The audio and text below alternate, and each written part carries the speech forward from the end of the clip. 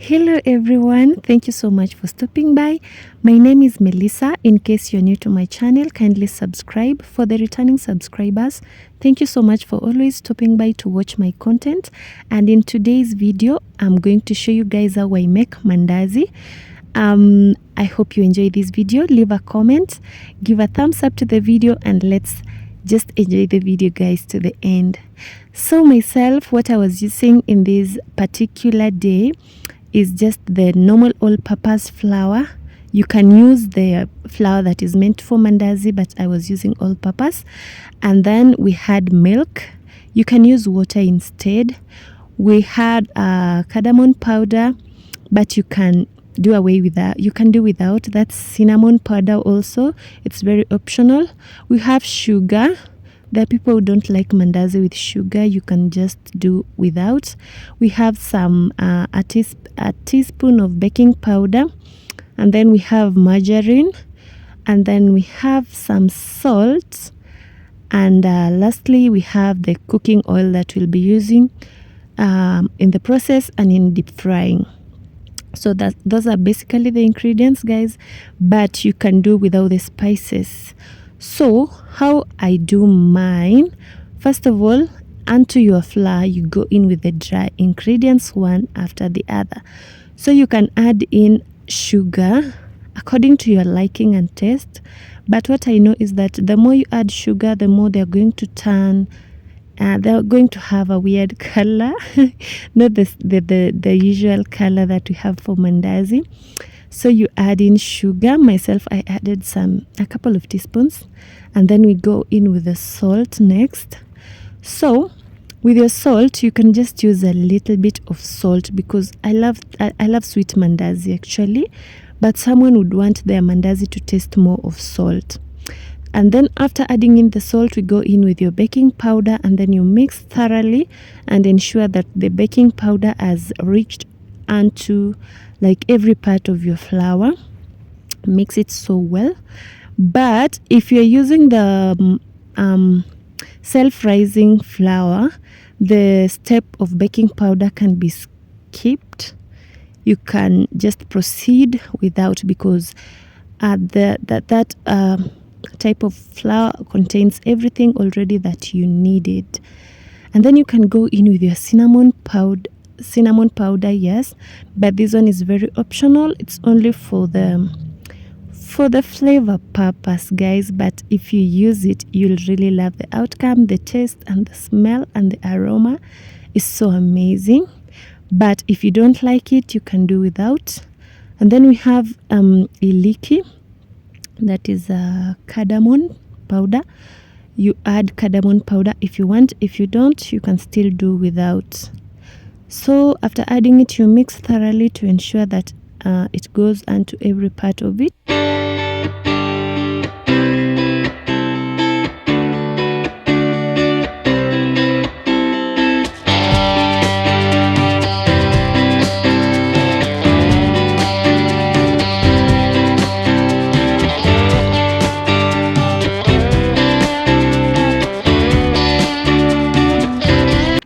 So thereafter guys, you come in with your margarine, or you can be using butter, but myself I was using margarine. With clean hands, you start mixing in or blending in the margarine with your flour or with your mixture. So you just use your hand to like easy to rub the flour and the margarine together, like you mix them together until you get the margarine isn't the lumps of the margarine aren't there anymore, and there is uniformity all over. So you just mix it like that till it's done.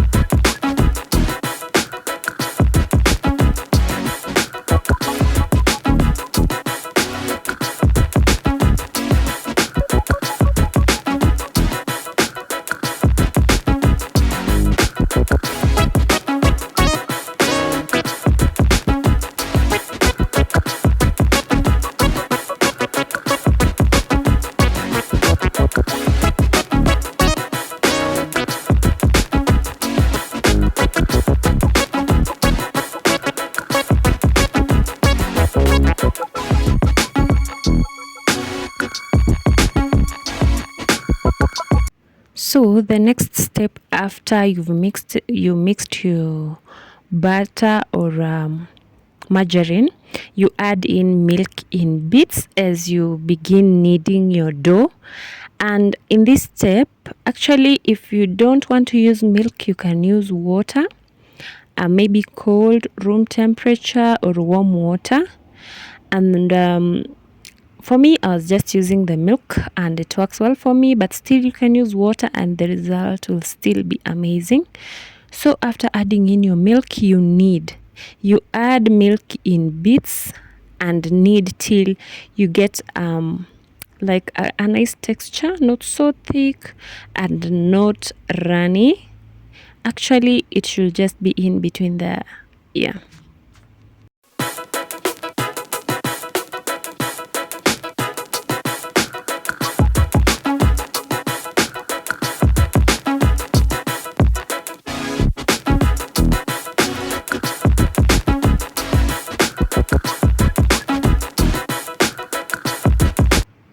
So guys, as you mix your dough, ensure that if it's runny, you can add in some more flour.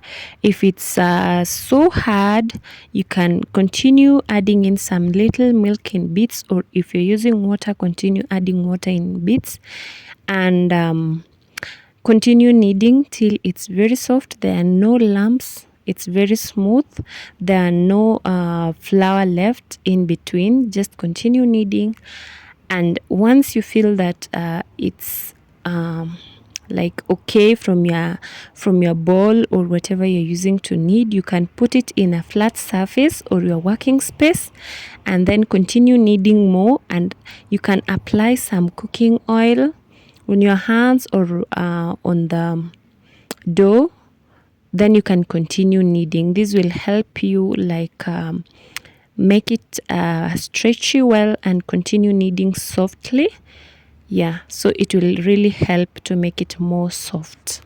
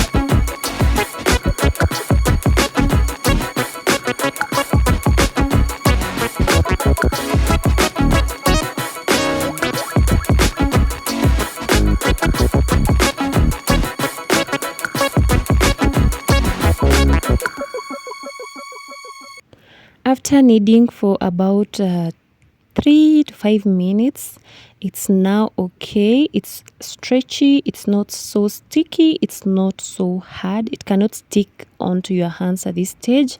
You can keep adding in some oil in bits just to make it more soft, more tender. But if you feel yours is very soft enough already, do not add in any more oils. Just continue kneading and yeah, you're done. So guys, once it's very ready, you'll just transfer it. Not transfer it, actually you'll cut it into sections to begin the rolling process. So myself was just keeping on kneading it to make it more soft, guys. You can knead in any formula that you want. Myself, I enjoy, like, it gives me therapy. The stretchy thing gives me therapy. So I was enjoying kneading here, but it was already done. It was very okay at this stage, but I just kept doing it for fun, Anyway, guys, I hope you also enjoy doing the same. So at this stage, guys, it should never be sticky onto your hands at all. If it's sticky, then it's not done. It still needs to be added some more flour. If it's not sticking like mine, then it's very okay. You can proceed to the next step of maybe letting it rest for a short while. But if you don't want it to rest, you can proceed from this step. But myself, I had to let mine rest for about 10 minutes. Then I went to the next step. So guys, in my next step, ensure that you have this is, for me, this is a sufuria or a cooking pot that I was going to use to deep fry the mandazis. Okay, so you preheat your oil, but ensure the heat is not extremely high because the oil can become extremely hot before you are ready. So myself, the mandazis were not so many, so I just had to begin preheating the oil in advance so that once I'm done rolling them, I'll just be ready to begin deep frying. So the first step, guys, you get out your dough, then you cut it into sections to begin making some balls. So mine, I had to cut it into 4 sections. I first split it into 2 and then into 4. You can just do your way as long as eventually you come up with some balls, kinda like that. So I'll be rolling these balls into circles. I'll be rolling these portions into balls. Yeah, I think that would be a better way to explain it. So you roll the portions into balls like so. This will help you roll using the rolling pin into a good circle. Okay, the purpose of the good circle is just like the way we make chapati or roti. This will help you get a good shape to cut into the halves and the quarters, or the signature shape of mandazi. But actually mandazi can be made into any shape of your choice. Okay, so after creating these balls, guys, the next thing is we're going to get them out one after the other, roll them into an, not oval, actually circle, but some of us roll into any shape. Yeah, any shape, I know. So we are going to spread them, or use the rolling pin or the rolling stick to make it into a chapati like shape, and then cut into pieces. Guys, the shapes should never matter in mandazi. It depends on, I think, what you like. Myself, as long as it's going to fit into the pan of oil, I'm very okay with any shape. And it also depends on the purpose and the occasion. Most people have a signature shape for mandazi, which is a triangle, and for others, a square. I think any can fit. So after making this circle, you split into half and then into quarters. But I wanted smaller mandazis because I'm using a very small pot to deep fry. So I had to cut into several different shapes. You can cut yours into 4. You can cut into 9. Any number is okay. But if it's for commercial purpose, you should learn to maintain a certain size and shape, because that's what attracts your clients to you. So after doing the first one, we are going to do the same unto all of them, guys. So we are going to repeat this procedure into all the balls, and then we are going to begin deep frying. So ensure you cut them into sizes and shapes that can fit into your oil, because if they don't fit, they're going to be in a bad shape. They're going to turn to maybe curve or something, and they soak in oil. So this is the final result after the spreading, guys. This is how it looks, and then I've prepared a place to put my mandazis after they are ready. So this one is a small piece to taste the oil. Okay, we are testing if the oil is hot enough already, and as you can see, it's okay. So after testing the oil, we now begin deep frying our mandazi. First, you go in with a few number, and I came to realize later that my oil was extremely hot at this stage because my mandazis were turning brown almost immediately they were in the oil, and I had to reduce my heat so that they can cook well. Because if your hot, if your oil is extremely hot, the mandazis won't cook inside, and the outer part will already have turned into brown or golden brown, and you'll find the inner part will not be cooked. My mandazi here was refusing to turn, guys. Oh my goodness, because it was so fluffy.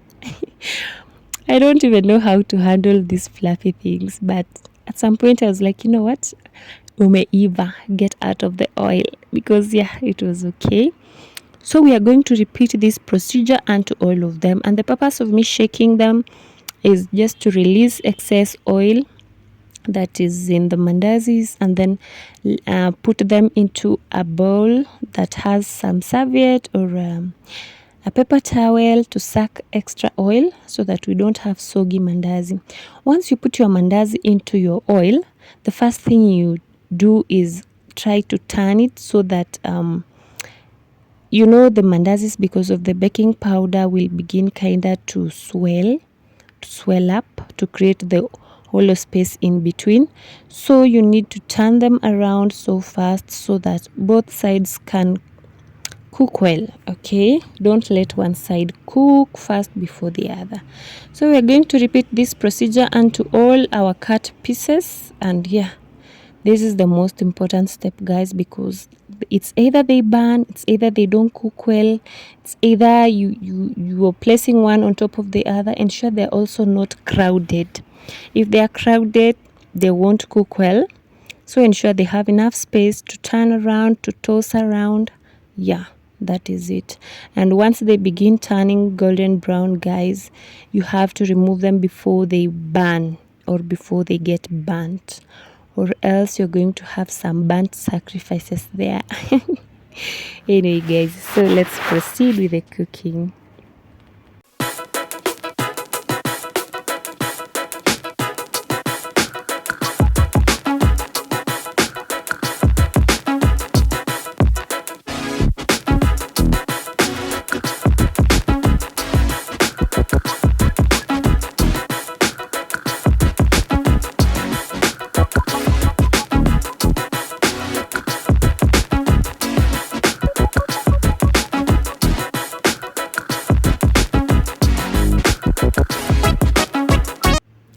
And finally, guys, as you can see, this is the final product. These are my soft mandazis.